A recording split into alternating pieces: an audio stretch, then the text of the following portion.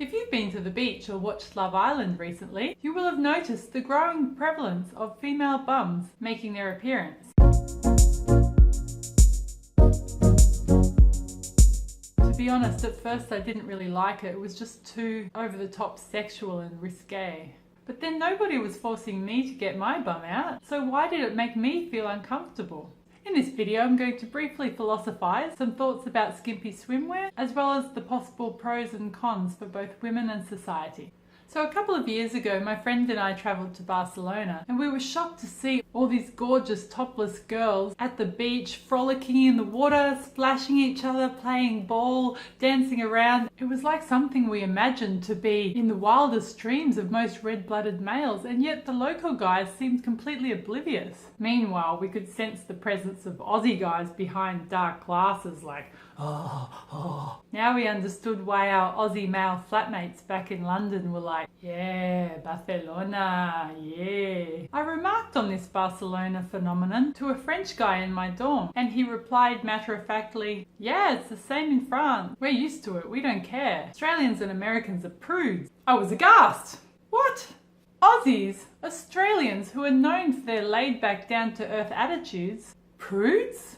I'm not a prude, I thought. But did I want to be the opposite? A few weeks later in Portugal, the girls had tops on, but were wearing G-string swimsuits. The same again in Brazil a few years later. And again, in both cases, the local guys were not bothered. So fast forward to today. What about Australia? Could we adopt the same liberal European partial female nudity? Let's look at the cons personally for women. I read somewhere that wearing the G-string swimwear was good for body confidence, but I would imagine that would only be true if you already had a reasonable degree of body confidence going on.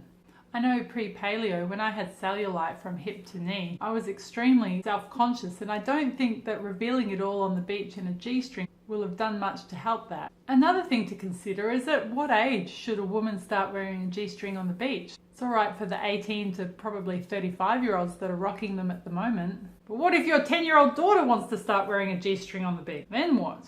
And another thing, what if you ran into your boss or a client, one of your dad's friends, and had your bum out? For me personally, I feel like it's a little bit too much information that they didn't need to be privy to.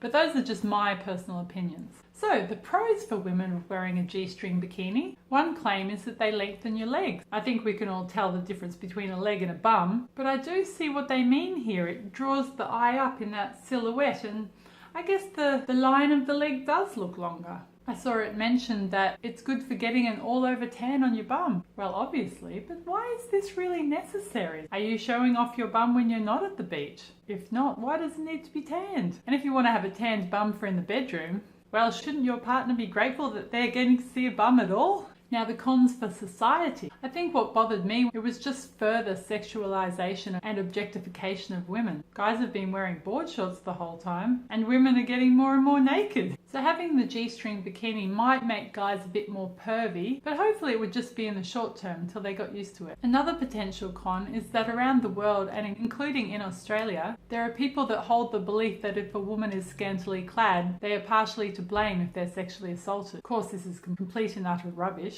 So hopefully this more skimpy swimwear doesn't exacerbate that problem. But the pros for society of women wearing G-string bikinis is that it seems likely that over time, bums out would become accepted by all, just as it is in Brazil and Portugal, and how toplessness is accepted in many countries in Europe. So maybe showing more skin could be better for society. If men who previously only saw bums in men's magazines, strip clubs or pornos started seeing them on the beach all the time, maybe it would take away the devious and pervy nature of viewing a woman's body.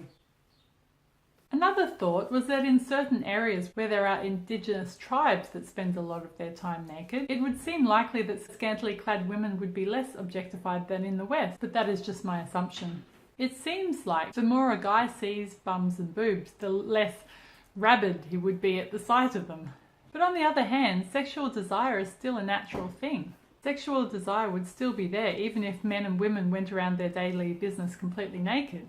At the end of the day, the real issue is people trying to control other people, particularly women. Whether a woman chooses to cover up head to toe or go completely naked, it is their choice and they're not hurting anyone. If you don't like it, just look the other way. As for me, at the moment I feel most comfortable on the beach in a tank top and swim skirt.